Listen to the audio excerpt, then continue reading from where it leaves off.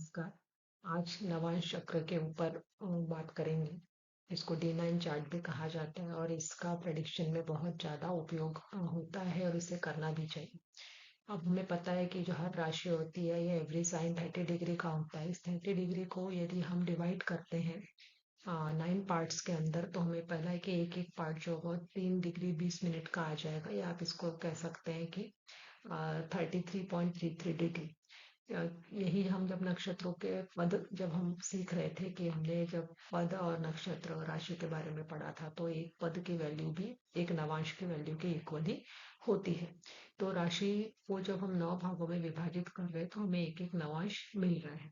अब ये जो हमने विभाजन किया है इसको किस तरीके से किया जाता है, इसके लिए भी इसकी गणना करने के भी नियम होते हैं कि जैसे चर राशियाँ, स्थिर राशियाँ, द्विसभाव राशियाँ।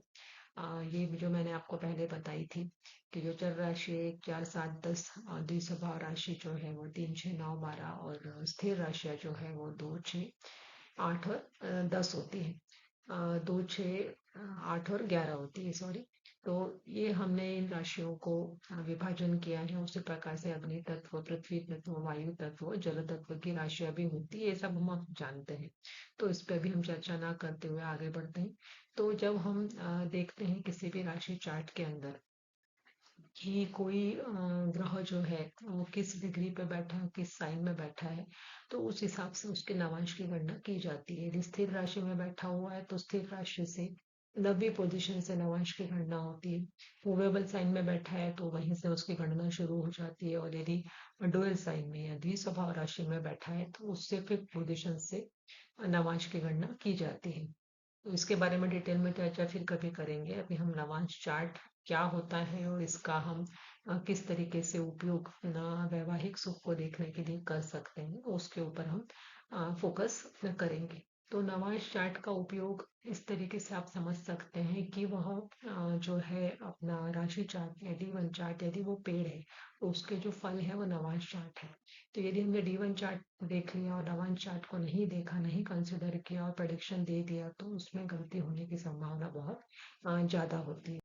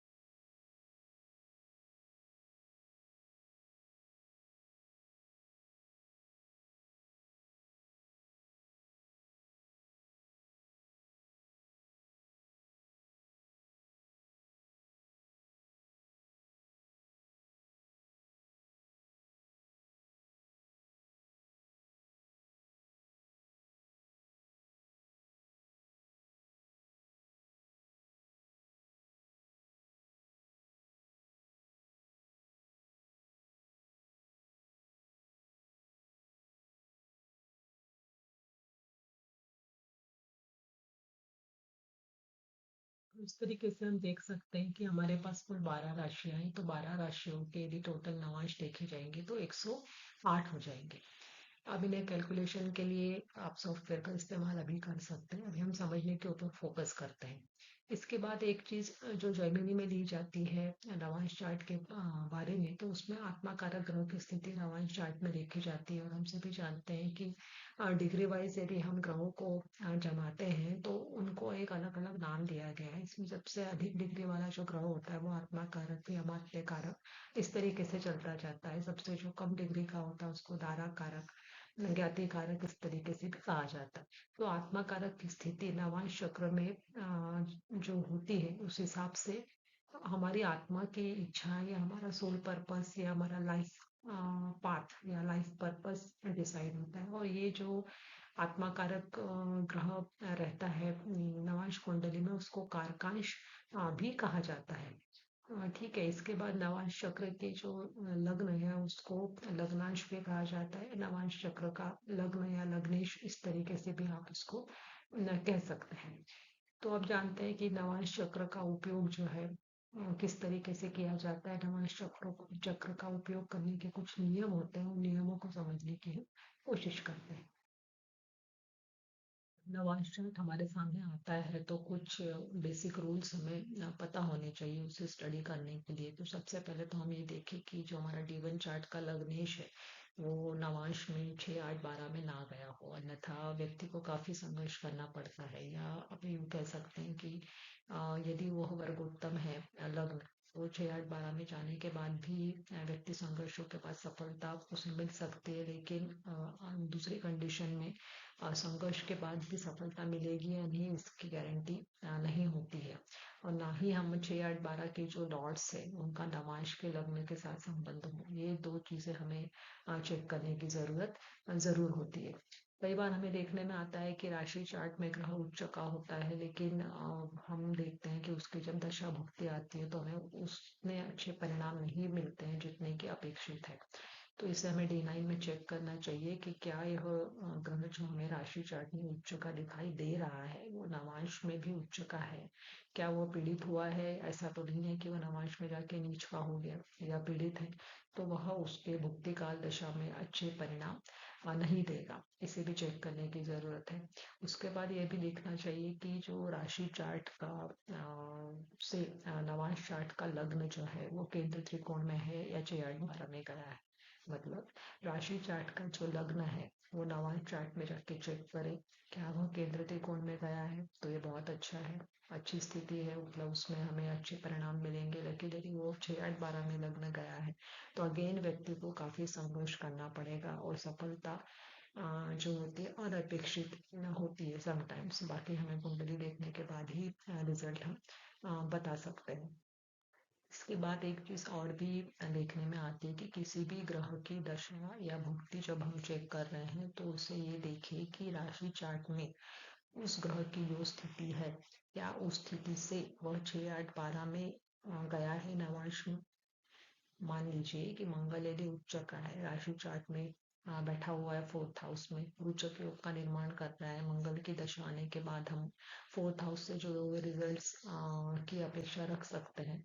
लेकिन यदि 4th हाउस का यह मंगल नवांश में उसके स्थान से मीन्स 4th प्लेस से चला गया 6, 8, 12 में, मतलब D9 में वो तीसरे भाव, 9वें भाव या 11वें भाव में जाएगा। आप इसे कैलकुलेट कर सकते हैं कि 4th से लेके यदि हम 6वां देखते हैं तो 8वां देखते हैं तो 12वां देखते हैं तो हमें कौन से हाउस मिलते हैं। तो यदि वहां पे D9 में इन भाव में गया है, तीसरा, 9वां या 11वें भाव में, तो वो मंगल जो है अपनी दशा या भुक्ति में घर से जुड़े हुए हमें, या घर या कह सकते हो माता, इन सब से जुड़े हुए जो रिजल्ट्स हमें अपेक्षित थे D1 चार्ट को देख के, वह नहीं मिलेंगे। अन्यथा इसके अलावा मतलब हमें मंगल की दशा में होम एनवायरनमेंट से मदद से रिलेटेड कुछ प्रॉब्लम्स लाइफ में आ सकते हैं। लैंड प्रॉपर्टी से जुड़े हुए, व्हीकल से जुड़े हुए परेशानियां भी आने के चांसेस है, तो इसे जरूर चेक करें। इसके बाद यदि हम वैवाहिक जीवन के लिए देखते हैं तो 7th हाउस को देखने की जरूरत है कि राशि चार्ट में पहले हम 7th हाउस को देख लें, उसकी स्थिति कैसी है।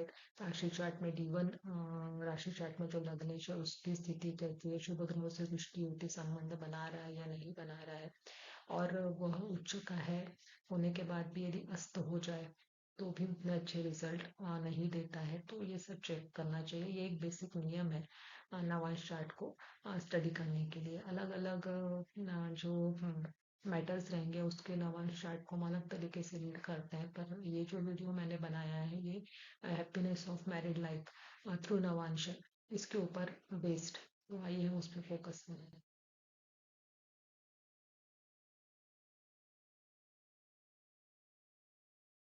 नवांश कुंडली या D9 चार्ट का उपयोग हम वैवाहिक जीवन को समझने के लिए किया जाता है और इसे करना भी चाहिए।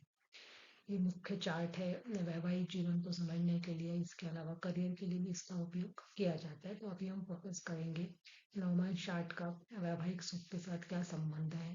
क्या यह चार्ट इंसानी संभावनाओं को उजागर करता है या नहीं, यह सब हम समझने की कोशिश करेंगे।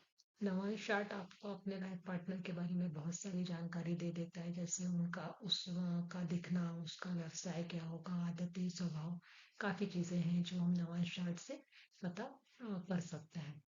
और इसमें हमें सबसे पहले देखना होगा सेवन्थ हाउस को, क्योंकि सेवन्थ हाउस में जो ग्रह होते हैं वह नवांश चार्ट में जो ग्रह है सेवन्थ हाउस में, वह वैवाहिक जीवन की सफलता या असफलता को प्रदर्शित करते हैं। यदि वहाँ पे शुभ ग्रह बैठे हुए हैं, जैसे बृहस्पति, चंद्रमा है, शुक्र है और यदि बुध है, तो यह एक सुखी वैवाहिक जीवन आपको मिलेगा, इसकी गारंटी मिलती है। इसके अलावा राहु, केतु, सूर्य, शनि या मंगल जैसे भी पापी ग्रह बैठे हैं, तो यह सुखी वैवाहिक जीवन के लिए अच्छा नहीं माना जाए।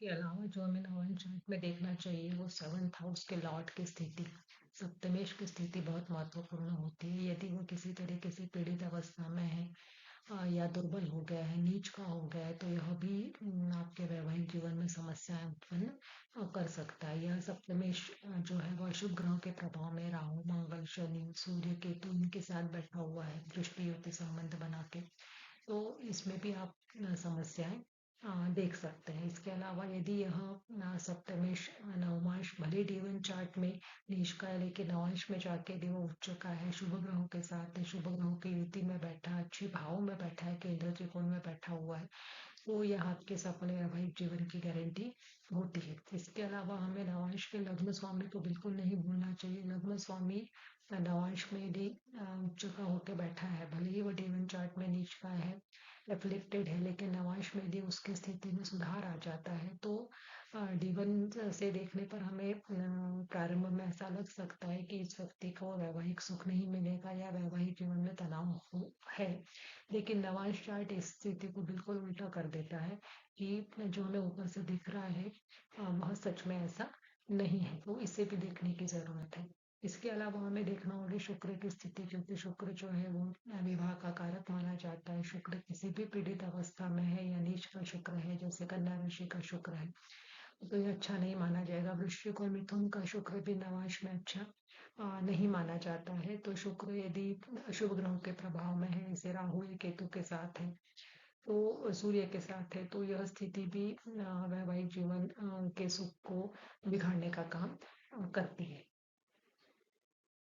के बाद जो एक महत्वपूर्ण भाव होता है वो होता है चौथा भाव। तो चौथा भाव नवांश चार्ट में देखना बहुत जरूरी है, क्योंकि यह सुख का भाव है। चौथे भाव को सुखेश भी कहा जाता है। तो यह भाव यदि किसी भी रूप में पीड़ित है या अशुभ ग्रहों के प्रभाव में दृष्टि युति संबंध बना रहा है, तो यह भी आपके वैवाहिक सुख को, घर से मिलने वाले सुख को, मानसिक सुख शांति को भंग करता है। तो इसके ऊपर शुभ ग्रहों का प्रभाव, जैसे शुक्र, चंद्र, गुरु या शुभ अवस्था में बुध। शुभ अवस्था में बुध मैं इसलिए कह रही हूँ क्योंकि बुध का मैं पहले भी बता चुकी हूँ कि इसका जैसा संग वैसा रंग होता है। तो यदि बुध अच्छी अवस्था में बैठा हुआ है शुभ ग्रहों के प्रभाव में, तो शुभ ही रिजल्ट है, लेकिन अशुभ ग्रहों के प्रभाव में बुध की स्थिति बिगड़ जाती है। उसी प्रकार से चंद्रमा की स्थिति को भी देखते समय हमें उसका पक्ष बल नहीं भूलना चाहिए। अमावस्या का चंद्रमा है या कृष्ण पक्ष का चंद्रमा है, तो भले ही वह फोर्थ हाउस में बैठा हुआ है, वह उतना सुख हमें नहीं देगा जितनी कि हम वैवाहिक जीवन से अपेक्षा रखते हैं। वह जो है वो चंद्रमा की स्थिति पे निर्भर करेगा। चंद्रमा यदि शुक्ल पक्ष का है, पूर्णिमा के आसपास का चंद्रमा है, तो यह गारंटी देता है कि आपको मानसिक सुख शांति आपके घर में रहते हुए निश्चित रूप से मिलेगी। तो इस प्रकार से हमें नवांश चार्ट को इस टॉपिक के लिए देखते समय इन सारी पॉइंट्स को नहीं भूलना चाहिए। और सबसे बड़ी स्थिति सबसे बड़ी बात जो मैं हमेशा ही कहती हूँ कि आपको D1 चार्ट को पहले एनालिसिस कर लेना है, वहाँ आपको क्या दिखाई दे रहा है, उसके बाद आप D9 पे आइए। कि आपको यदि D1 चार्ट में वो समस्या दिखाई दे रही है, तो आप D9 चार्ट में जाके उसको वेरीफाई कर सकते हैं। लेकिन यदि दोनों चार्ट में ही हमें समस्या दिखाई दे रही है, तो आप निश्चित रूप से कह सकते हैं कि इस व्यक्ति की जो मैरिड लाइफ होगी वो उतनी आनंद की, सुख की नहीं होगी। तो D9 चार्ट को देखे बिना वैवाहिक सुख के बारे में प्रेडिक्शन करना, ये एक बहुत गलत स्टेप मानी जाती है। जो उदाहरण कुंडलियाँ मैं वीडियो में ले रही हूँ, ये सारी वो है जो लोग मेरे पास कंसल्टेशन के लिए आए थे और उनको उचित समाधान देने की कोशिश मेरे द्वारा की गई थी। उन्हीं कुंडलियों को मैं आपके सामने रख रही हूँ। तो चलिए देखते हैं आप पहली कुंडली। लग्न की कुंडली बन रही है और लग्नेश की दृष्टि जो है वह पड़ रही है लग्न के ऊपर। उसके बाद जो मार्स है जो कि एक अशुभ ग्रह है, ये 7th हाउस में बैठा हुआ है। 7th हाउस के डिपॉजिटर को देखते हैं वीनस को। तो वीनस यहाँ पे एक पाप ग्रह राहु के साथ बैठा हुआ है। तो ये दो पॉइंट हमें यह बता रहे हैं कि इस व्यक्ति को पारिवारिक सुख में कमी महसूस हो सकती है। वैवाहिक जीवन में भी इसको कुछ न कुछ समस्या दिखाई देगी। तीसरी कंडीशन देखते हैं यदि हम चंद्रमा की। तो चंद्रमा जो कि 4th हाउस का लॉर्ड बना है, ये चला गया 12th में। पीड़ित हो रहा है शनि से और उसके बाद मरकरी से। मरकरी भी इसका शत्रु है और यहाँ पे 6th हाउस में आप देखेंगे तो सूर्य शनि और मरकरी साथ में बैठे हैं। तो यहाँ मरकरी स्व राशि का होके भी अशुभ प्रभाव में आ गए। इसके बाद और यदि हम देखते हैं तो शनि की दृष्टि पड़ रही है 8th हाउस के ऊपर। और जो मार्स है ये 8th हाउस का लॉर्ड बन के बैठा हुआ है 7th हाउस के ऊपर। और 8th हाउस हमें पता है कि सडन इवेंट्स का होता है, लॉस का होता है, लॉसेस का होता है। ऋग भाव में से एक भाव माना जाता है। इसके बाद यदि हम शुभ ग्रह की बात करते हैं तो वीनस की दृष्टि सिर्फ कर्म क्षेत्र पर पड़ रही है। और जुपिटर की दृष्टि की बात करें तो जुपिटर जो है एक तो 11th हाउस पे अपनी दृष्टि डाल रहा है, भाग्य भाव पे डाल रहा है, जो कि एक अच्छा संकेत है कि व्यक्ति को भाग्य का साथ मिलेगा। और जुपिटर की जो दृष्टि होती है वो लग्न पे जा रही है। तो लग्न पे जुपिटर की दृष्टि पड़ना ये एक अच्छा संकेत इस कुंडली के लिए दिखता है। और जुपिटर जो बैठा हुआ है वो मित्र राशि में भी बैठा हुआ है, अच्छे भाव में बैठा हुआ है। तो कुल मिला के जुपिटर का सपोर्ट इस कुंडली को नजर आता है यदि हम इसको एट अ ग्लांस देख रहे हैं तो। बाकी यदि हम 4th हाउस और 7th हाउस की बात करें तो ये दोनों ही हाउस जो है वो एफ्लिक्टेड दिख रहे हैं। ठीक है, अब हम D9 पे फोकस करते हैं। तो D9 में जब हम पहुंचे तो D9 पे आप देखेंगे कि जो लग्नेश बन रहा है बुध, ये फिर से स्वराशि का बना वर्गोत्तम हो रहा है। अपने शत्रु मून के साथ बैठा हुआ है, या यूं कहिए कि मून जो है वो मरकरी के साथ बैठा हुआ है। उसके बाद उसके ऊपर दृष्टि यदि देखेंगे तो सूर्य और शनि की पड़ रही है। तो ये दो अशुभ ग्रहों की दृष्टि चंद्रमा के ऊपर पड़ना यह फिर से एक अच्छे संकेत को नहीं दिखा रहा है। इसके बाद यदि हम देखते हैं इसका 7th हाउस D9 का, तो वह जो है वो चमत्कारिक रूप से आप देखिए कि यहाँ स्व राशि का जुपिटर बैठा हुआ है। D1 में भी हमने देखा कि जुपिटर का सपोर्ट मिल रहा था और D9 में भी आप देखो 7th हाउस में एक शुभ ग्रह का बैठना, स्व राशि का बैठना, यह अपने आप में इस 7th हाउस को सपोर्ट दे रहा है। और इस 7th हाउस पर जो जुपिटर है वो लग्न पर भी दृष्टि डाल रहा है। इसके अलावा इसकी जो दृष्टि पड़ रही है वो पड़ रही है लाभ भाव के ऊपर। और अगली दृष्टि पड़ रही है इसकी 3rd हाउस के ऊपर। ठीक है, इसके बाद यदि हम यहाँ पे भी देखेंगे तो वीनस की स्थिति यहाँ पे भी अच्छी नहीं है। वीनस यहाँ पे भी राहु से पीड़ित हो रहा है। और 4th हाउस का लॉर्ड जो है वो पीड़ित हो रहा है, लेकिन फिर भी स्व राशि का है। तो स्व राशि का यदि ग्रह है तो कुछ ना कुछ अपने अच्छे परिणाम देने की कोशिश निश्चित रूप से करेगा। यदि हम शनि की बात करते हैं तो शनि जो है यहाँ पर एक तीसरी दृष्टि डाल रहा है 12th हाउस के ऊपर।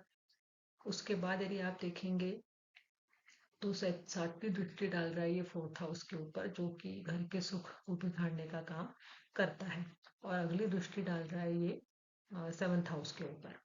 तो 7th हाउस के ऊपर फिर से शनि की दृष्टि का पड़ना यह वैवाहिक जीवन में आने वाले उथल पुथल को दिखाता है। लेकिन स्टिल जुपिटर जो है वो अपनी राशि का और अपनी राशि का होने की वजह से इस सारी जो परेशानियां आएंगी इनके जीवन में उसको संभालने में यह सक्षम है।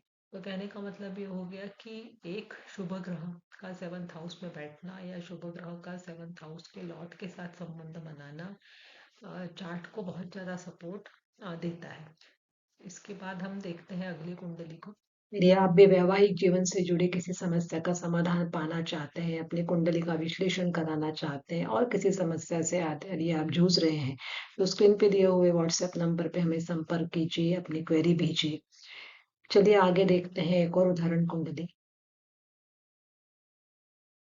वे जो कुंडली हमने पिछली स्लाइड में देखी थी उनके हस्बैंड की कुंडली है, तो यहाँ पे भी हम देख लेते हैं कि क्या इस कपल को मैरिड लाइफ में परेशानियां है या इनके मैरिड लाइफ सक्सेसफुल रही है। तो आइए देखते हैं। तो सबसे पहले हम D1 पे फोकस करेंगे। तो D1 का लग्नेश जो है वो थर्ड हाउस में बैठा हुआ है। ठीक है। इसके बाद यदि हम सेवंथ हाउस पे फोकस करते हैं तो सेवंथ हाउस का लॉर्ड और फोर्थ हाउस का लॉर्ड जुपिटर जो है वो सैटर्न और राहु केतु एक्सिस में है, ट्वेल्थ हाउस में जाके बैठा हुआ है। इसका मतलब ये हो गया कि व्यक्ति को विवाह के बाद घर से दूर जाना पड़ेगा, और वैसा हुआ भी ये विदेश में है और विदेश में ही अब सेटल होने की योजना भी बना रहे हैं। इसके बाद यदि हम चंद्रमा की स्थिति देखते हैं, क्योंकि चंद्रमा इमोशनल स्टेबिलिटी और कंटेनमेंट को शो करता है, तो चंद्रमा जो कि काल पुरुष की कुंडली में फोर्थ हाउस का स्थिर कारक भी है, वह यहाँ पे मित्र के घर में बैठा हुआ है, केंद्र में बैठा हुआ है। तो यह एक अच्छा संकेत दिखाई दे रहा है। तो व्यक्ति को अपने घर और परिवार से काफी जुड़ाव होगा, और उन्हें जुड़ाव है भी। इसके बाद यदि हम सेकंड हाउस की बात करते हैं जो कि हमारी फैमिली को शो करता है, तो सेकंड हाउस में भी आप देखेंगे कि भाग्य भाव का मालिक मन के शुक्र स्व राशि का बैठा हुआ है। यद्यपि यहाँ ट्वेल्थ लॉर्ड सूर्य जो है वो नीच का होकर बैठ रहा है, लेकिन यहाँ पे नीच भंग हो रहा है। तो यहाँ पे भी हमें कंडीशन अच्छी दिखाई दे रही है, उतनी परेशानी इन्हें फैमिली या वेल्थ से रिलेटेड इसमें मैटर में नहीं आएगी। इसके बाद यदि हम और बात करते हैं तो सेकंड हाउस के ऊपर हमें एक सैटर्न की दृष्टि पड़ती हुई नजर आ रही है, जो कभी कभी इनकी फैमिली लाइफ में उथल पुथल मचा सकती है, स्पेशली ग्रह की दशा भुक्ति के समय में। अब यदि हम राहु केतु की बात करते हैं तो राहु की जो दृष्टि पड़ रही है वो एक फोर्थ हाउस के ऊपर पड़ रही है, जो यह संकेत दे रही है कि जो व्यक्ति होगा वो घर से उसे दूर रहना ही पड़ेगा, वो घर के पास नहीं रह सकता है। उसके अलावा एक चीज हमें और भी दिखाई दे रही है कि ये जो राहु है ये सेवंथ हाउस के लॉर्ड के साथ बैठा हुआ है, तो ये इंटरकास्ट मैरिज को भी शो करता है। और आपको मैं बताना चाहूंगी कि इस व्यक्ति ने जिनसे शादी की, जिनकी हमने पिछले स्लाइड में कुंडली देखी है, वह दूसरे कास्ट की है, तो ये भी इससे प्रूव होंगे। एनीवे अभी हम D9 के ऊपर आते हैं। तो D9 में आप देखेंगे कि D1 का जो लग्नेश बन रहा है वो उच्च के गुरु के साथ है, और यहाँ पे गुरु जो है ये कर्म भाव और लग्नेश बनकर केंद्र त्रिकोण में बैठे हैं, तो यह एक बहुत अच्छा संकेत है। इसके बाद यदि हम सेवंथ हाउस की बात करते हैं तो यहाँ पे सेवंथ हाउस का लॉर्ड और फोर्थ हाउस का लॉर्ड बना मरकरी, यह भी जुपिटर के साथ स्थित है। मतलब व्यक्ति को वैवाहिक जीवन और होम एनवायरनमेंट से मिलने वाला जो आनंद है, सुख है, वह निश्चित रूप से मिलेगा, क्योंकि एक शुभ ग्रह के साथ वह बैठा हुआ है। यद्यपि हमें ये पता है कि बुध और गुरु आपस में शत्रु नहीं है, फिर भी हाँ जुपिटर उच्च के होने की वजह से अच्छा परिणाम ही देंगे। यदि हम फोर्थ हाउस पे फोकस करते तो फोर्थ हाउस जो है शुभ कर्तरी में है। आप इस देख सकते हैं कि यहाँ पे शुभ ग्रह शुक्र और चंद्रमा बैठे हुए, शुक्र यहाँ पे उच्च का होकर बैठा हुआ। ठीक है। और इस तरफ तो अभी मैंने बताया आपको कि मरकरी और जुपिटर है ही, तो ये भी संकेत हमें मिल रहा है कि इन व्यक्ति को जो है वैवाहिक जीवन से सुख मिलेगा, वैवाहिक जीवन इनका काफी अच्छा चलेगा। वीनस जो कि मेल नेटिव में मैरिज का कारक माना जाता है, वह भी अच्छी पोजीशन में है, तो व्यक्ति को उस वैवाहिक जीवन से मिलने वाले सुखों में किसी भी तरीके की कोई परेशानी नजर आते हुए नहीं दिख रही है। अब एक नेगेटिव पॉइंट हमें नजर आ रहा है कि फोर्थ हाउस के ऊपर सूर्य और शनि की दृष्टि पड़ रही है। ठीक है। लेकिन इनका डिपॉजिटर जो बन रहा है गुरु, वह उच्च का बैठा हुआ है और वह लग्नेश है, तो इस वजह से ये जो दृष्टि पड़ रही है फोर्थ हाउस के ऊपर, वह इनके होम पीस में या होम एनवायरनमेंट में कई मामलों में कॉन्फ्लिक्ट्स क्रिएट कर सकती है और करती भी है, लेकिन फिर भी फिर भी हम ये कहेंगे कि इनका वैवाहिक जीवन सफल है और सफलता पूर्वक दोनों यह अपने जीवन को आगे बढ़ा रहे हैं। तो कुल मिला के हम ये देख सकते हैं कि कितनी भी अशुभ ग्रहों की दृष्टि पड़ रही हो, जैसे अभी यहाँ पे मार्स की दृष्टि भी आप देखेंगे तो यहाँ पे पड़ रही थी सेवंथ हाउस के ऊपर, लेकिन अशुभ ग्रह की दृष्टि पड़ने के बाद भी यदि सेवंथ हाउस का लॉर्ड या फोर्थ हाउस का लॉर्ड अच्छी स्थिति में अच्छे ग्रहों के साथ है, फोर्थ हाउस यदि शुभ करतरी में बैठा हुआ है, फोर्थ हाउस के ऊपर मैलेफिक प्लैनेट्स की दृष्टि नहीं पड़ रही है, तो वैवाहिक जीवन या घर से मिलने वाला जो सुख है उसमें निश्चित रूप से बढ़ोतरी होगी ही। लेकिन यदि फोर्थ हाउस पे कुछ अशुभ ग्रहों की दृष्टि पड़ रही है, जैसे कि इस वाले के इसमें हो रहा है, लेकिन फोर्थ हाउस का लॉर्ड अच्छी पोजीशन में है, तो आप 50-50 चांसेस कह सकते हैं। तो ये जो दो चार्ट हमने देखे उससे हम ये अंदाजा लगा सकते हैं कि सिर्फ D1 चार्ट देखकर हम मैरिड लाइफ के बारे में रिजल्ट ना दें, D9 चार्ट पर भी फोकस करें।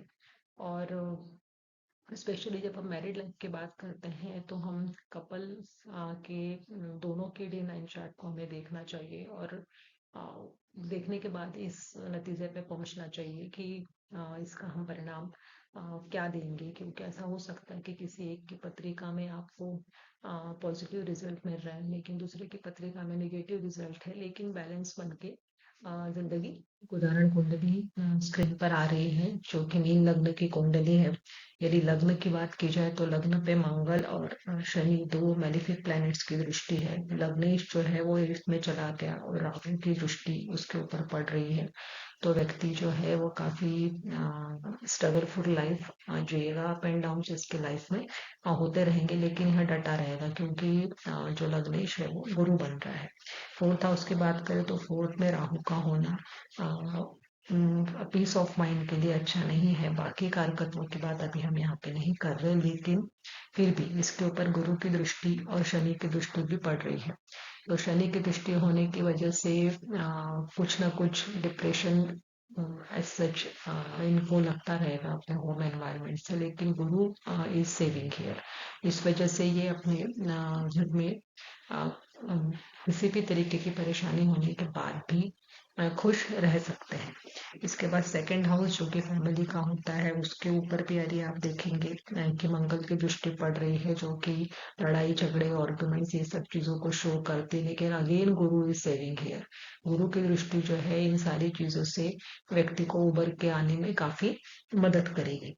अब सेवंथ लॉर्ड की बात की जाए जो कि फोर्थ लॉर्ड भी है बुध, ये शुभ ग्रह शुक्र के साथ है, सूर्य से अस्त नहीं है। ये एक अच्छा संकेत है कि सेवंथ हाउस भले ही मंगल और शनि से पीड़ित होने के बाद भी सेवंथ लॉर्ड की पोजीशन अच्छी होने की वजह से व्यक्ति का विवाह निश्चित होगा, विलंब से होगा।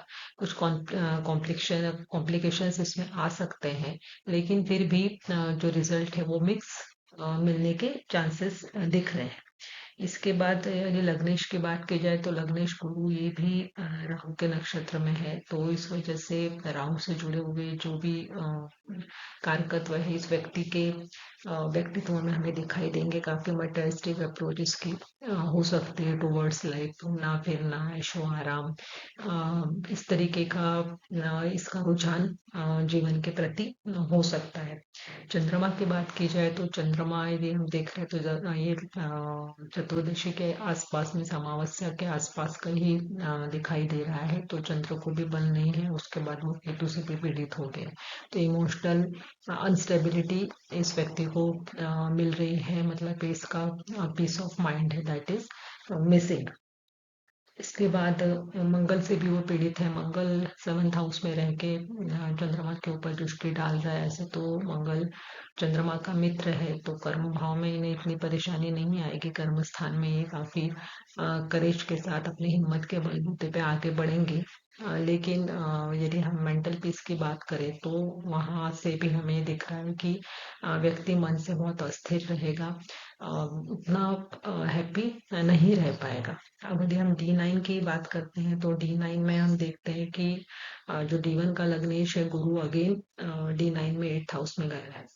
मतलब गुरु जो है D1 और D9 दोनों में 8th हाउस में रहना यह अच्छा संकेत नहीं दिखाई दे रहा है। लग्न में देखते हैं तो लग्न में एक मंगल है जो कि नीच होकर बैठा हुआ है, और इस मंगल की दृष्टि फिर से सेवंथ हाउस पे पड़ रही है। तो D1 और D9 दोनों चार्ट में हम देखेंगे तो मंगल जो है ये सेवंथ हाउस को छोड़ नहीं रहा है। मतलब मंगल यहाँ पर भी है और मंगल की दृष्टि हमें यहाँ पर भी मिल रही है। इसके अलावा यदि हम फोर्थ हाउस की बात करें जो कि हमको सुख का स्थान जिसे हम कहते हैं, और यहाँ का जो लॉर्ड है वो सुखेश कहलाता है। तो आफ्टर मैरिज जो हमें हैप्पीनेस मिलना चाहिए वो मिलेगा या नहीं, यह स्थिति फोर्थ हाउस और फोर्थ हाउस के लॉर्ड पे डिपेंड करती है। तो फोर्थ हाउस की बात करें तो उसके एक तरफ शनि बैठा हुआ है, दूसरी तरफ कोई ग्रह नहीं है, लेकिन इसके आगे केतु बैठा हुआ है। केतु वक्री होने की वजह से जो है वो फिफ्थ हाउस की तरफ ही मूव करेगा, तो थोड़ा सा पाप कर्तरी हम इसे मान सकते हैं, नॉट एग्जैक्टली। ठीक है। अब इसके बाद यदि हम सेवंथ लॉर्ड की स्थिति देखें तो सेवंथ लॉर्ड जो है वो थर्ड में है। ठीक है, व्यक्ति काफी कोशिश करता रहेगा हैप्पीनेस पाने के लिए, संघर्ष उसका चलता रहेगा। फिर फोर्थ हाउस के ऊपर भी मंगल की दृष्टि पड़ रही है, तो यह भी ये बता रहा है कि जो होम हैप्पीनेस है और उसके लिए व्यक्ति को मतलब होम हैप्पीनेस किसी न किसी कारण से मिसिंग हो सकता है। घर में झगड़े होना, तनाव होना, चिड़चिड़ होना, इस तरीके के लक्षण भी दिखाई दे रहे हैं। अब यदि सेवंथ लॉर्ड की स्थिति देखते हैं D1 से, तो सेवंथ लॉर्ड जो बुध है ये D9 में एट्थ चला गया। ये अगेन इस चीज को शो कर रहा है कि वैवाहिक जीवन में कुछ ना कुछ समस्या हमें दिखाई देगी। अब यहाँ पे यदि हम फोर्थ लॉर्ड की बात करते हैं शुक्र, तो फोर्थ लॉर्ड जो शुक्र है ये एट्थ में गया, गुरु के साथ है। ये अच्छा हुआ कि शुभ ग्रह उसके साथ है, जिस वजह से गुरु से इसको काफी सपोर्ट मिल जाएगा। और इस पे जो दृष्टि पड़ रही है और बुध और चंद्रमा की पड़ रही है, बुध D9 का लग्नेश बन रहा है।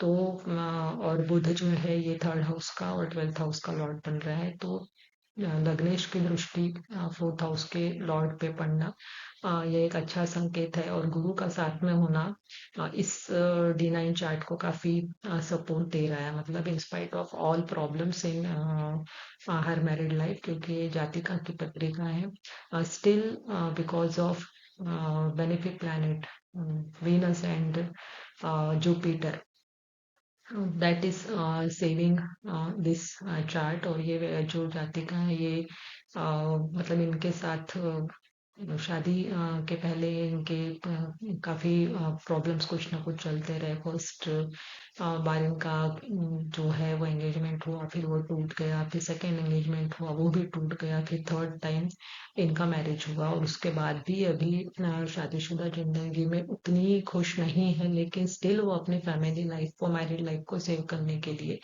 प्रयत्नशील है, अपनी कोशिश कर रही है।